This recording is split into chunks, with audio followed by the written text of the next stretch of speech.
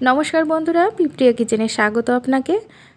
ফুটন্ত গরম তেলের ভিতর এরকম এক বাটি ছোলার ডাল দিয়ে দারুণ স্বাদের একটি রেসিপি কিন্তু তৈরি করে ফেলতে পারেন। এটা তৈরি করতে বেশি সময়ও লাগবে না, তো চলুন দেখে নিই কীভাবে তৈরি করা যায়।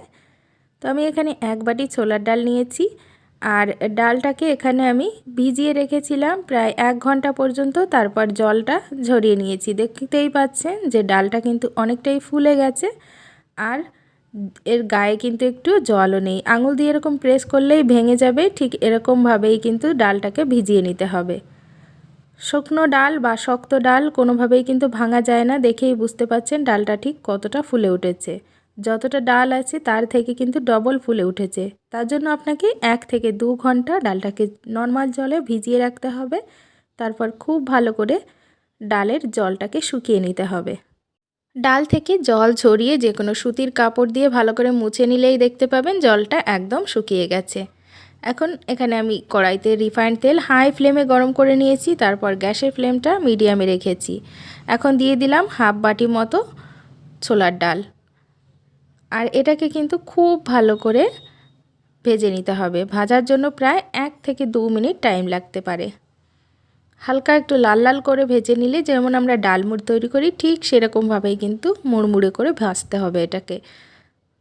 তাই সাইডের কালারটা যখন দেখতে পাবেন একটু লাল লাল হয়ে গেছে তখনই এটাকে তুলে নেবেন। এরকম একটি ছাঁকনির সাহায্যে যদি আপনারা ভেজে নেন তাহলে তো আরও সুবিধা হয়, নিচের দিকে অতটা পড়ে থাকবে না, আর তুলে নিতেও কিন্তু খুব সুবিধা হবে। দেখুন লাল লাল করে ভেজে নেওয়া হয়ে গেছে। এখন এটাকে যে কোনো টিস্যু পেপারের উপর রেখে দিতে পারেন, তাহলে এর থেকে এক্সট্রা তেলও কিন্তু টেনে নেবে। আবারও দেখুন দিয়ে দিলাম তেলের উপরে 1 মুঠা ডাল, আর সেই ডালটাকে খুব ভালো করে আবারও ভেজে নিতে হবে। ভাজার জন্য একটুখানি টাইম লাগতে পারে, 1 থেকে 2 মিনিট।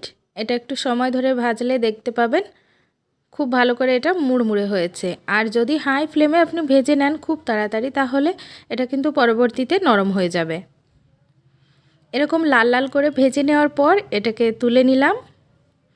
এখন গরম তেলের ভিতর দিয়ে দিচ্ছি কিছু পরিমাণ বাদাম। আমি এখানে কাঁচা বাদাম নিয়েছি খোসা সহ। আপনারা চাইলে এর সঙ্গে বাদাম অ্যাড করতে পারেন, আর আবার ইচ্ছা না থাকলে নাও করতে পারেন। এটা সম্পূর্ণ অপশনাল, কিন্তু কিছু পরিমাণ বাদাম দিলে ডালমুটের সঙ্গে খেতে কিন্তু ভালো লাগে। প্রায় 1 মিনিট ধরে বাদামটাকে খুব ভালো করে ভেজে নিলাম। এটাকে এখন তুলে টিস্যু পেপারে রেখে দেব। একইভাবে সবগুলো ডালমুট ভালো করে ভেজে নিতে হবে। আর এই খাবারটা আপনি তৈরি করে যে কোনো এয়ারটাইট কন্টেনারে রেখে দিতে পারেন, তাহলে দেখবেন 1 থেকে 1.5 মাস বা 2 মাস পর্যন্ত রেখে খুব ভালো করে খেতে পাচ্ছেন, কোনো রকম নরম হবে না। বাইরে যেগুলো তৈরি করে সেগুলো কিন্তু অতটা স্বাস্থ্যকরভাবে তৈরি হয় না, তাই ঘরেই আপনারা ইজিভাবে এই রেসিপিটি তৈরি করে খেতে পারেন। তো চলুন দেখিয়ে দিই এবার কতটা এটা মুড়মুড়ে তৈরি হয়েছে। আওয়াজ শুনে নিশ্চয়ই বুঝতে পারছেন যে এটা ঠিক কতটা মুড়মুড়ে তৈরি হয়েছে, আর খেতে কিন্তু দারুণ টেস্টি। তো আপনারাও ঘরে তৈরি করুন, আর আমাকে কমেন্টস করে জানাতে কিন্তু একটুও ভুলবেন না যে রেসিপিটা কেমন লাগলো। সাথে এই চ্যানেলে নতুন হলে সাবস্ক্রাইব করে রাখবেন আমার চ্যানেলটি, এরকম আরও সহজ রেসিপি পাওয়ার জন্য। ডালমুট যেহেতু একটু মশলাযুক্ত হয়, তাই আমি এখানে হাফ চামচ দিয়ে দিলাম চাট মশলা, হাফ চামচ দিয়ে দিচ্ছি বিট লবণ। বিট লবণ না থাকলে আপনারা নর্মাল লবণও দিতে পারেন। আর দিয়ে দিচ্ছি হাফ চামচের একটু কম আমচুর পাউডার। হালকা একটু টকটক হলে আমার খেতে ভালো লাগে, তাই এখানে দিলাম। আর দিয়ে দিলাম অল্প একটু পরিমাণ কাশ্মীরি লাল লঙ্কা গুঁড়ো। এতে হালকা ঝাল তৈরি হবে, আর খেতেও কিন্তু দারুণ লাগবে। সমস্ত মশলাটা খুব ভালো করে এখন মিশিয়ে নেব। মিশিয়ে নিয়ে ডালমুটটা যখন পুরোপুরি ঠান্ডা হয়ে যাবে তখনই ডিব্বার ভিতরে রেখে আপনারা ঢাকনা লাগিয়ে 1 থেকে 2 মাস খেতে পারেন। দেখুন কালারটাও চেঞ্জ হয়ে গেল মশলাটা দেওয়ার পর। দারুণ টেস্টি খেতে, যে কোনো সময় আপনারা খেতে পারেন।